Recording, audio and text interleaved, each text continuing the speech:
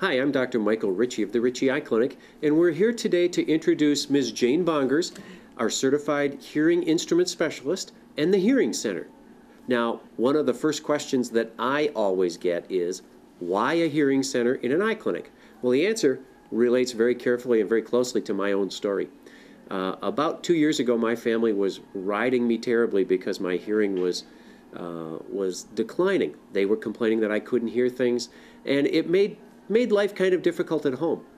Eventually, I got my hearing tested, identified my hearing loss, and got some hearing aids. It has made a huge difference in my life. In fact, because of that, I did a little research and realized that there's tremendous crossover between vision care, what I do, people with vision loss, and people with hearing loss. In fact, studies show that virtually every patient who takes glaucoma medications has hearing loss, and virtually every macular degeneration sufferer also has hearing loss. As a result, there is tremendous crossover. The people that come into the eye clinic are also the people who suffer from hearing loss. As a result, you will see nationwide now a growing trend of hearing centers in eye clinics to provide better access to people who need their care.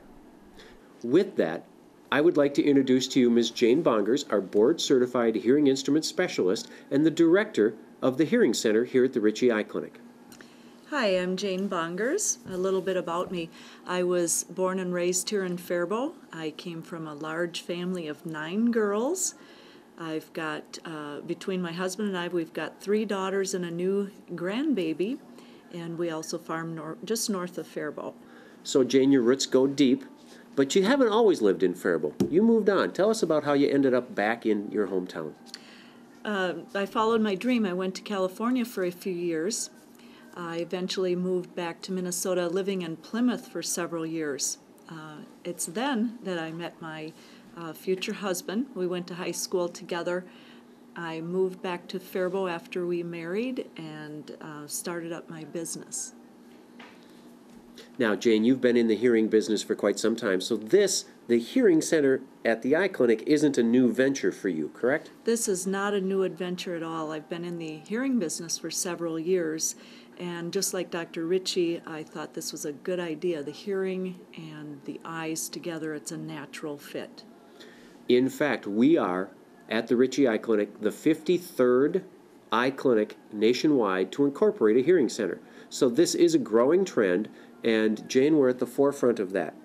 Jayne, could you tell us a little bit about hearing loss itself? Maybe the causes of hearing loss, and just exactly what it is we can do for people. The biggest cause of hearing loss is an overexposure to loud noises. That, with a combination of aging, other causes can be genetic illness, ear infections. There are lots of causes, but mainly it is due to overexposure to loud noises and aging. But now, Jayne, some of us don't like to admit the aging process has hit us. Are you finding that hearing loss is starting to strike people younger and younger these days? And is that, in your opinion, related to some of the habits that the baby boomers have gone through? It's definitely showing up in younger people now. It is related to the habits such as overuse of iPods and loud music. Some of the other statistics that I found as I did some of my research is that virtually 50% of all senior citizens suffer from significant hearing loss, and amazingly, 80% of those are undiagnosed, even though 90% of people with hearing loss are treatable. Mm-hmm. What can we do about the problem of poorly or underdiagnosed hearing loss? Not enough people get their ears tested. It's important that people start getting their ears tested between the ages of 45 and 50, first of all, just to get a base, and then yearly after that. In fact, one of our goals here is to try to get people to think about their hearing test like they think about their annual eye exam. When you come in for your annual eye exam, have your hearing tested. That's why Jayne and I have agreed that when we do this, we will include the hearing test as part of our comprehensive care package. So there is no additional charge to have your hearing tested. So Jane, we've talked about hearing testing, but what are the things that people with hearing loss will experience? Personally, I didn't really realize that I was having trouble with my hearing, but everybody around me did. Give us an idea of what we should be looking for and what people can anticipate with hearing loss. Typically, a hearing loss starts out with more of a loss in the higher frequencies. Therefore, the person with a loss will have some trouble in group situations hearing voices. Due to a high-frequency hearing loss, background noises mask out the sound of the voice. You'll notice that person is turning the TV up louder.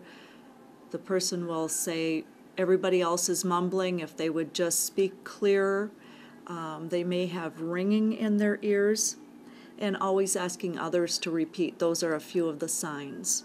Jane, that's a very good summary, and I will point out from my own experience that it really wasn't me. It was never me.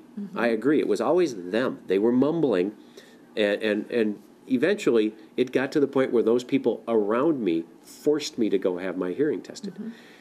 For people who have hearing loss, there's a denial. What kinds of things can happen when people sort of refuse to admit or face up to their hearing loss?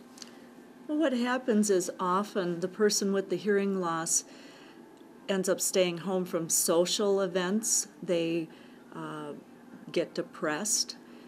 They just don't want to participate in activities because of the hearing loss. They get embarrassed also, having to ask everybody to repeat. Frequently, too, I found myself getting angry at people because they weren't, in my mind, enunciating clearly, not realizing that I just couldn't hear them. Okay, so we've had a good summary now of what symptoms we can look for and what can happen to people when they have hearing loss that goes untreated. But I don't think we can overemphasize the importance of those around the person with hearing loss. The family can play a huge role in getting treatment for people who really need it. So somebody comes in, has their hearing tested, and they have a hearing loss. What can they expect next on their visit to the hearing center? After the hearing test, what I do is evaluate the audiogram and see exactly where the loss is. At that point, I can present several different styles of hearing aids depending on the hearing loss. There are several styles to choose from the tiny, completely in the canal hearing aid to the very small, amazingly small behind the ear hearing aid. Now, Jane, how many people, and I know I probably shouldn't do this because I have been wearing hearing aids for the last year to 2 years, people don't even notice that I have this in. Now this, I don't believe, was customized for me, was it? That's right. This is not a custom hearing aid, however. If a person should choose to go with the tiny behind-the-ear hearing aid, they're very strong and they would be programmed exactly to that person's hearing loss. So the hearing device itself is programmable to me. That's right. Even though the device just fits behind my ear. That's right. It's programmed to your hearing loss.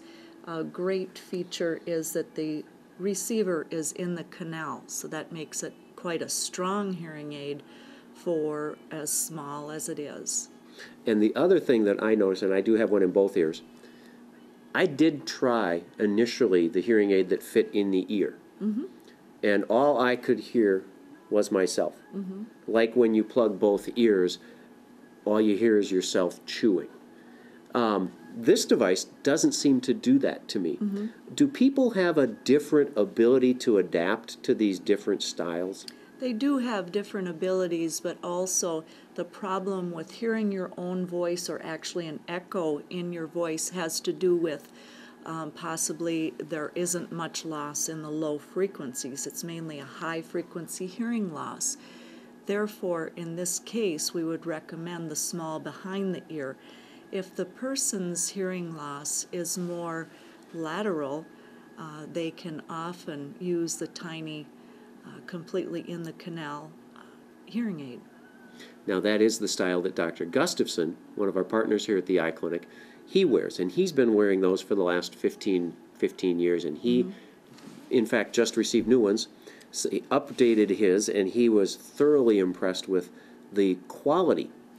Tell us a little bit about the digital component of these hearing aids. Now, in the old style of hearing aids, we had what we called analog. Do we use analog anymore, and what are some of the advantages of a digital hearing aid? Yes, that's right. 10 years ago and before, all of the hearing aids were analog or non-digital. I compare them to transistor radio, where you turn it on and then you can simply turn it up or down. The problem with the analog hearing aids is when you turn them up, as in to hear somebody's voice, you're actually turning all of the sounds up. So that leads to a big problem in group sounds. Digital hearing aids have the ability to clip background noise when you are in a group situation. They're completely programmable. For instance, if you have a loss mainly in 2 or 3 frequencies, we can bring those frequencies up volume-wise, so you hear in just those frequencies as compared to bringing up all the frequencies. One other feature that Dr. Gustafson was very pleased with, his hearing aid comes with a little remote control so that he can adjust his own volume as needed.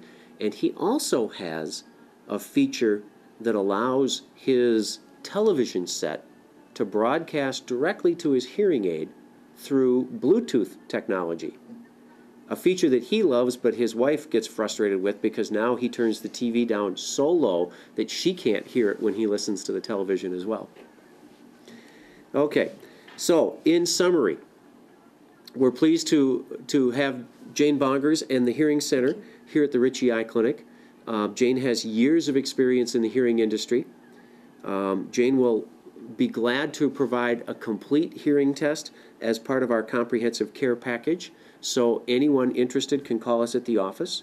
The phone number is 507-332-9900.